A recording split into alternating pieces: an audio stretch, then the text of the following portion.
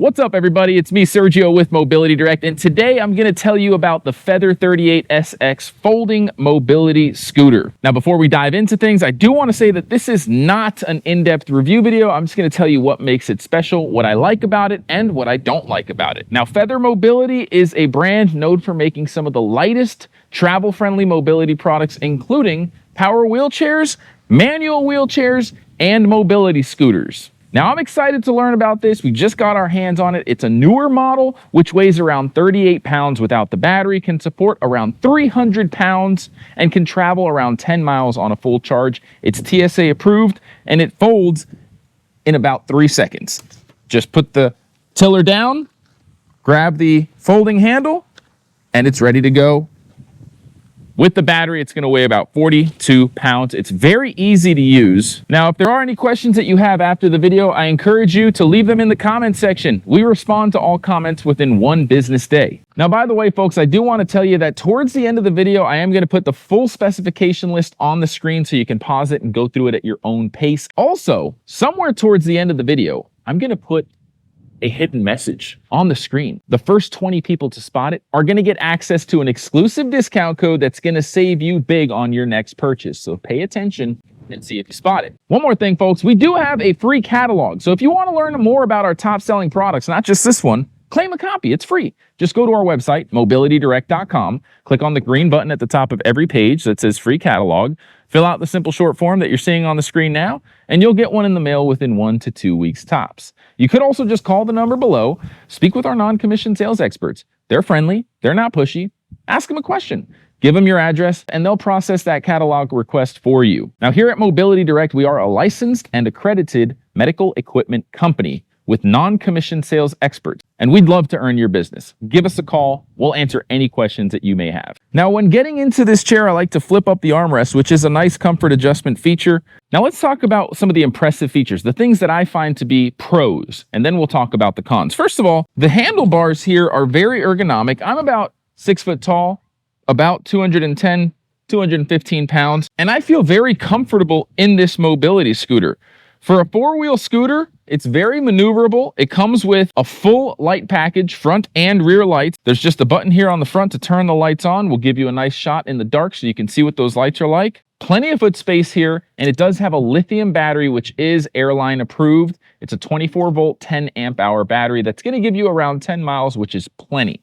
It's going to travel around 4 to 5 miles per hour at a top speed, which is fast enough. I've taken scooters like this to Disney that go 4 miles per hour. Something else that I like is the fact that it's equipped with armrests and the seat back is pretty high up. In fact, I'm going to take my measuring tape and we're going to measure here. From the seat to the top of the backrest is about 14 inches. That's a pretty high backrest support. And for me, I have lower back pains. Backrest support is usually limited on folding models, not with this bad boy. It's got plenty of backrest support and built-in armrest. Now, I will say one of the cons possibly for some people is going to be the size of the seat. It's rated at 15 inches, but in all actuality, it's about 14.5 inches if we take the measuring tape to it on the width, and then the depth is only about 12.5 inches. So the seat is kind of small.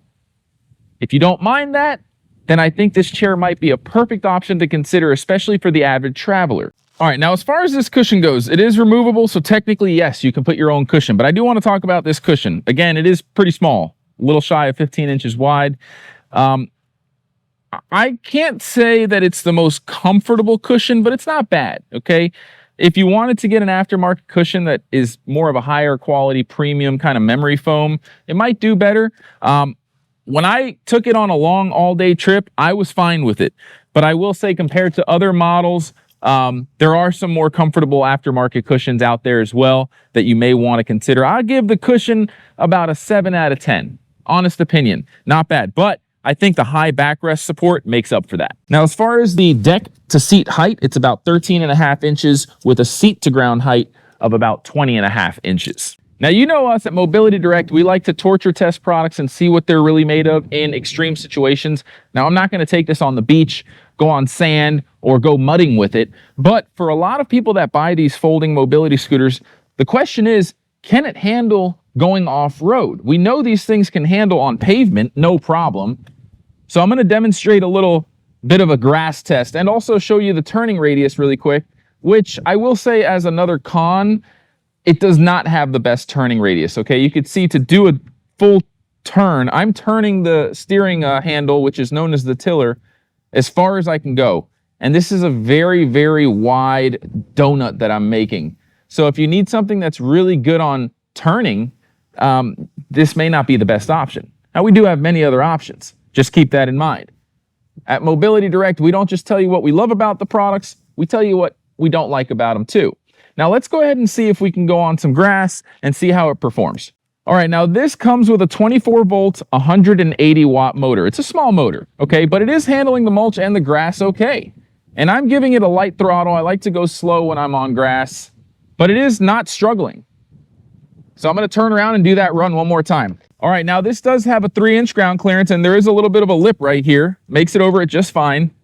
And with the 3 inches of ground clearance, I can even go on some of this softer grass. Now I'm actually going uphill and it's still not struggling. I'm actually pretty impressed with its performance right now off-road. All right, now I don't know if you could tell, but this is really soft, fluffy grass that's wet most of the time, and most folding scooters don't make it. But this one did. I am actually very impressed with its performance, given the tire size on most folding scooters are very small. Now let's take some measurements here. The front tires are going to be about 7 inches in diameter, and we've got about, I would say, 1 3/4 inch width on the front tires. On the back tires, we've got about just shy of 8 inches in diameter and about 2 inches, I would say maybe even again, 1 3/4 inches on the width of the rear tires. It does have anti-tip wheels as well on the back for safety. And you'll notice this little switch. That little switch is for the automatic brakes. They're magnetic brakes, so you never have to worry about squeezing a brake lever or hitting a brake pedal. It's just going to come to a stop automatically as soon as you let go of the throttle. And if you want to push it manually, you'll have to disengage the brake. However, if you disengage the brakes, keep in mind, you will be able to put it in neutral and move it around, but when you go to turn it on, it's not going to work. You'll have to turn the brakes back on. For safety, the braking system needs to be on in order for the scooter to work. Now you do have a button here for a horn and a button to turn the lights on and off. You've got the light here in the back, the nice feather logo on the back. Very nice looking chair. I have to say, I love the all black feature here. And then you've got the little orange handle there to indicate that that's where you pick it up when you want to go fold it. And I think the thing I love about it most is how easy it is to fold. Most scooters have a complicated folding process, not this one. Literally just pick up right here and it's folded in 2 seconds. So it's got a very compact shape. I'm going to put the dimensions on the screen. And you can see here when it's folded, we're going to come in close with the camera. There's a circuit breaker reset button. Now that's a quality built machine, because what that means is that if you start overheating this unit, let's say you start stressing it out by going on hills that it's really not meant to handle, or you overload the weight. If you put more than 300 pounds or even close to 300 pounds, let's say you have a 275 pound person and they have a purse or a bag with a couple things in there, you start going on grass, going off road, it's going to overheat that motor. It's not going to damage the motor because of that circuit breaker reset button. It's going to pop the breaker, protect your motor from overheating and burning out. And that's going to be not only a safety feature, but something to preserve the components inside of it as well. Now there is a little latch here that you can unlatch to adjust the height of the tiller, so you can go up and down. And it does have a standard throttle system like most scooters, where you have the ability to use your right hand thumb to go forward and back, or your left hand thumb to go forward and back. The controls are just inverted. So you really only need one hand to operate the controls. You do have a speed control knob to adjust the top speed and essentially limit the top speed for safety. And you're going to have 2 keys that come with it. The ignition's right there. It's got a nice little digital dash that shows you the battery meter and a couple of other things, which we'll put on the screen now. And as we work our way down, you do have the headlight right in front here, which is going to illuminate the path in front of you. Now let's talk about the battery. Okay, you have a charger. It's a 2 amp lithium charger, 24 volts. And there's a charging port right here down low. So essentially you can charge it with the default charger down low, or if you'd want, you could leave your scooter in the trunk of your car or outside of your hotel room, outside of your cabin in a cruise, no problem, and remove the battery by pushing up from underneath. Take the battery inside your hotel room or your cabin, wherever you are, and just charge the battery overnight, and then bring it back out the next day when you're ready for day 2 of your vacation. These lithium batteries hold their charge very, very well. You just got to make sure you stay on top of charging it and topping it off when it's showing a low battery on the meter. The battery meter on the screen is very easy to understand. Just keep an eye on it like a gas tank. When you start getting low, halfway or a quarter of your battery left, you want to make sure you charge it overnight. I really like that the battery has a charging port on it. It's got all of its declarations there, so when you're going on an airplane, you know exactly what kind of information you need to present to the airline staff to show them that it is airline approved. Something else that's pretty nice, most folding mobility scooters have like no storage area. This one does. Down low here, you've got a pretty spacious storage bag built into the scooter's design. You can probably put a mini umbrella, a couple of jackets down there. If you scrunch them up, no problem. What I like to do is just bring a backpack and strap it to the armrest so it hangs off the back of the scooter when I'm traveling. Unfortunately, with most folding scooters, you can't really attach accessories to it like a basket because it can potentially make the back end too heavy and cause it to tip over backwards. So for safety, medical equipment manufacturers usually don't put big storage boxes in the back of folding scooters. That's just the way it is. You could say that's a con, but me knowing the industry and the regulations of manufacturing medical products, I know that's just not something that they're deciding not to do for no reason at all. It's a liability. Now this is the charger. When you plug it in, this light's going to be red, and when it's fully charged, the light will turn green. It's just a 3-pin barrel connector known as an XLR charger. You can plug it in again right here on the main charging port, or you can plug it into the battery box when it's disconnected from the scooter.